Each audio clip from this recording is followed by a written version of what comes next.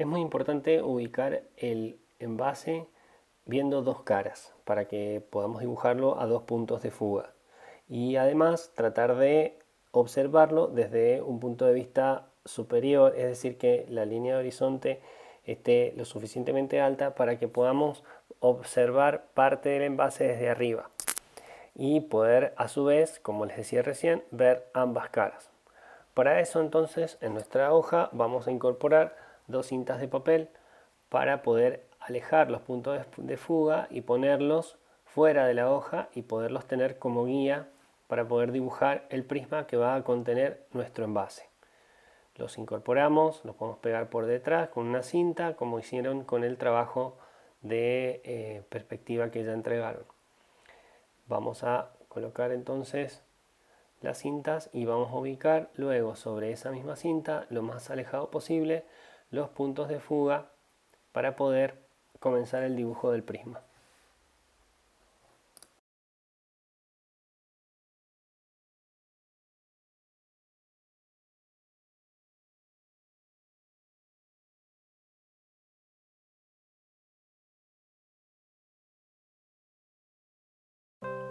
Una vez que ya ubicamos nuestro objeto con estas disposiciones a dos puntos de fuga, vamos a mostrarle cuál es el análisis que yo hice del envase. Acá podemos ver en las tres vistas que tomamos cuáles son las medidas y qué son mis apuntes y mis análisis de las proporciones para poder trasladar esas medidas a las distintas caras del prisma.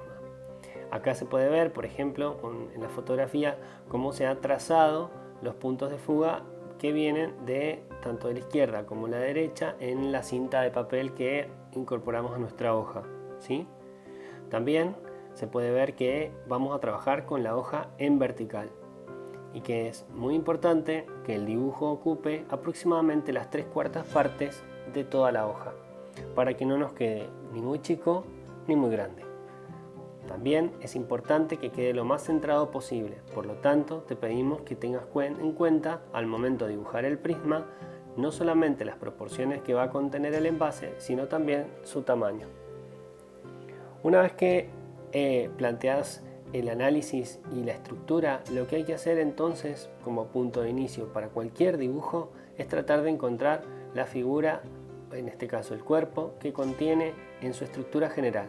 Como podemos ver, es un prisma fugado a dos puntos de fuga, las verticales siguen siendo rectas y a partir de las dimensiones que yo voy encontrando de mi análisis y de mis apuntes, voy a ir estableciendo entonces esos criterios en sus formas.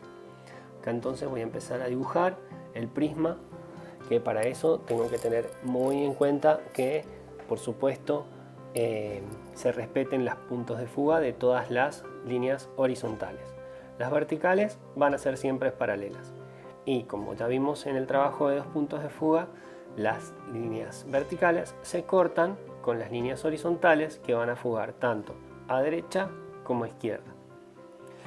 Puede ser que necesite trabajar estas perspectivas de acuerdo al prisma que digamos del envase, entonces tendré que hacer pequeños ajustes para que por si me salió muy finito, porque si me salió muy ancho o porque tal vez me quedó un poco bajo el prisma, entonces voy a incorporar los ajustes que sean necesarios para tratar de llegar a una caja, por supuesto prismática, que contenga este envase de la manera más proporcionada posible.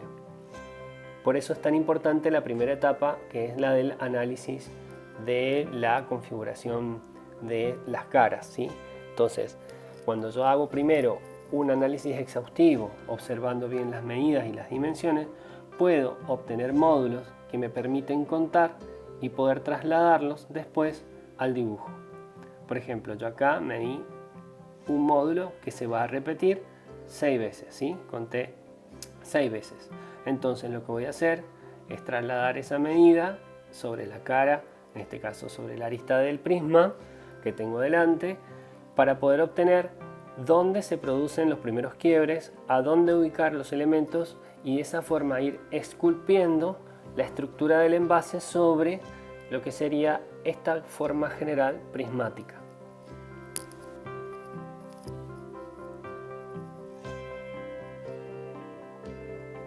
acá si tomo este punto, que lo tengo anotado en mis pistas, puedo ver y analizar que estas líneas oblicuas están más metidas, es decir que la tapa o el pico del envase es un poquito más adentro, no llega de borde a borde en lo que sería el prisma.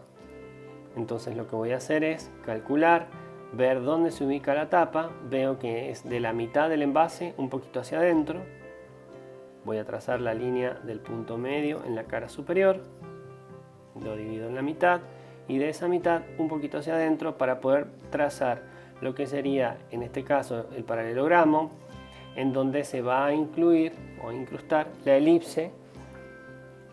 Acá están los ejes y ahí ubico la elipse de la tapita azul, donde está la base de la tapita azul. Ahora sí, puedo unir entonces las tangentes de esta elipse con los vértices de ambos extremos, pero teniendo en cuenta de que se van a ir abriendo hacia afuera porque, como habrán visto, las líneas de la elipse están más adentro.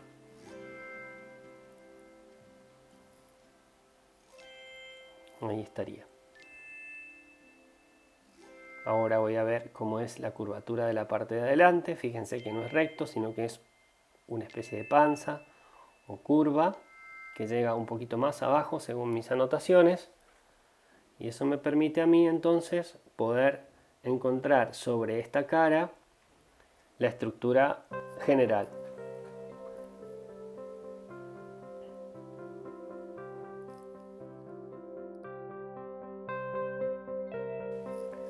Una vez que ya tengo ubicados algunos elementos generales, acá levanté la tapita siguiendo las verticales que son paralelas y la elipse de acuerdo al plano en el que se ubica.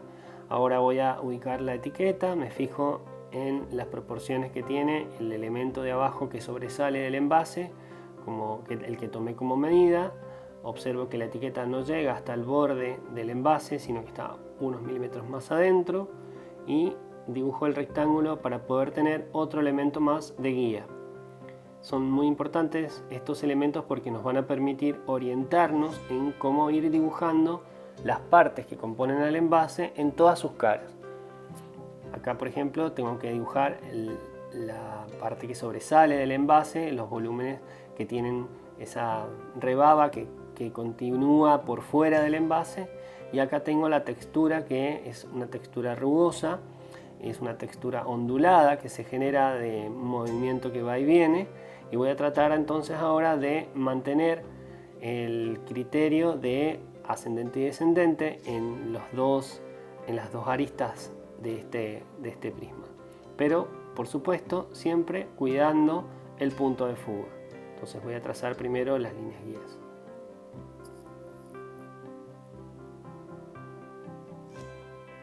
Una vez que tengo las líneas guías, empiezo a dibujar las líneas ondulantes y repito esto en el otro costado.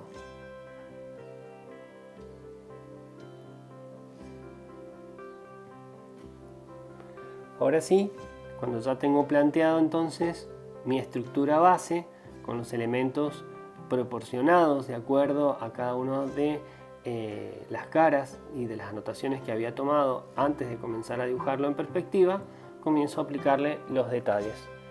Observo que las tapitas tienen un sistema rugoso, que los bordes no son rectos sino que son redondeados, que puedo trabajar el detalle de cómo van a ser las luces y las sombras para tratar de llegar al envase final, digamos, la tercera y última etapa donde se trabaja el sombreado del dibujo.